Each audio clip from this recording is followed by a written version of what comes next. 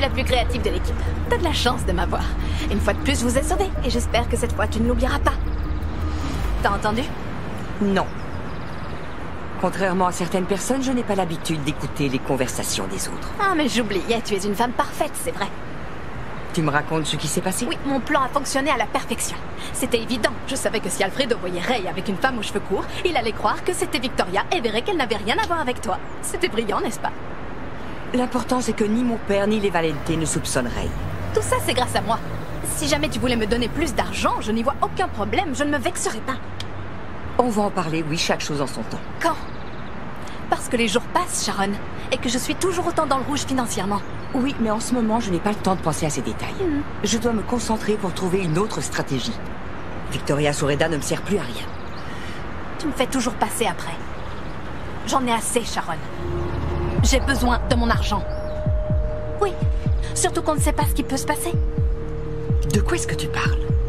Ce que je veux dire, c'est qu'il se peut qu'à cause de mes problèmes financiers, je n'arrive plus à t'aider. Du coup, on te démasquerait.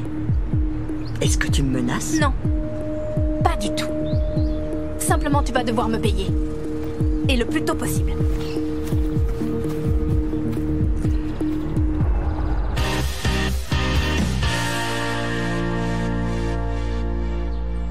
Finalement, ce n'était qu'une fausse alerte. J'étais pourtant certain que l'ami de Ray aux cheveux foncés était Sharon.